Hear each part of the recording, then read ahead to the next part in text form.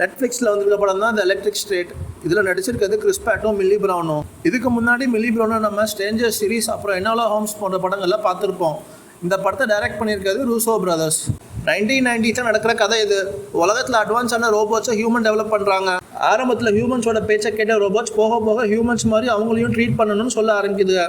இதனாலே ஹியூமன்ஸுக்கும் ரோபோட்ஸுக்கும் ஒரு வார் ஸ்டார்ட் ஆகுது. இந்த கலவரத்துக்கு நடுவில் ஒரு அக்காவையும் தம்பியையும் காமிக்கிறாங்க. அந்த அக்கா தான் நம்ம படத்தோட ஹீரோயின். அவங்க 2 பேரும் ஒருத்தர் மேலே ஒருத்தர் பாசமாக இருக்காங்க. தம்பிக்கு ரோபோட்ஸ் மேலே ரொம்ப இன்ட்ரெஸ்ட் அதிகம். அவன் ரொம்ப அறிவாளியாகவும் இருக்கான். இந்த வாருக்கு நடுவில் ஹீரோயின் போகிற கார் ஒன்று ஆக்சிடென்ட் ஆகுது. அந்த ஆக்சிடெண்ட்டில் அவங்க பேரண்ட்ஸ் ஆன் த ஸ்பாட்லேயே இறந்துடுறாங்க. தம்பி மட்டும் ஹாஸ்பிட்டலில் சீரியஸாக கொண்டு வராங்க. அதுக்கப்புறம் 2 நாளும் அவனும் இறந்துடுறான். ஸோ ஹீரோயின் மட்டும் தனியாக அந்த உலகத்தில் இருக்கா. இப்போ ஏற்கனவே போயிட்டு இருக்க இந்த வாரம் முடிக்க சென்டர்னு ஒரு ஆர்கனைசேஷனோட CEO ஒரு டெக்னாலஜி டெவலப் பண்ணுறாப்புல. இந்த டெக்னாலஜியோட ஹெல்ப்போட ஹியூமன்ஸ் இந்த வாரை ஜெயிச்சிடறாங்க. ஜெயிச்சதுக்கப்புறம் ரோபோட்ஸ் எல்லாம் ஒரு பர்டிகுலர் ஸ்பேஸில் தனியாக அரெஸ்ட் பண்ணி வச்சிடறாங்க. இதுக்கப்புறம் ரோபோட்ஸும் ஹியூமனும் ஒருத்தர் மீட் பண்ணக்கூடாதுன்னு சொல்லி ரெஸ்ட்ரிக்ஷனும் போடுறாங்க. யாரும் ஹவுஸ் ஹோல்ட் ஆக்டிவிட்டீஸ் எதுக்கும் ரோபோட்டை வீட்டில் வச்சு யூஸ் பண்ணக்கூடாதுன்னு ரெஸ்ட்ரிக்ஷனும் போடுறாங்க. இதுக்கு நடுவில் நம்ம ஹீரோயினாக வந்து ஒரு ரோபோட் மீட் பண்ணி உன்னோட செத்து போன தம்பி உயிரோட தான் இருக்கான்னு சொல்லுது. இந்த ரோபோட் சொல்கிறத நம்புகிற ஹீரோயின் அவளை தம்பியை தேடி ஒரு ஜேர்னியில் கிளம்புறா.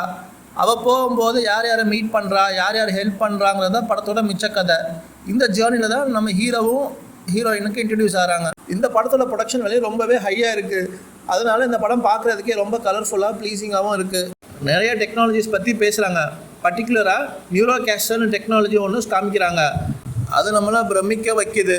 ஹீரோயின் கூட எப்படி ஒரு ரோபோட் இருக்கோ அதே மாதிரி ஹீரோ கூடயும் ஒரு ரோபோட் இருக்குது. அவங்க 2 பேர்த்துக்குள்ள பாண்டிங்கும் படத்தில் ரொம்பவே நல்லா இருக்குது.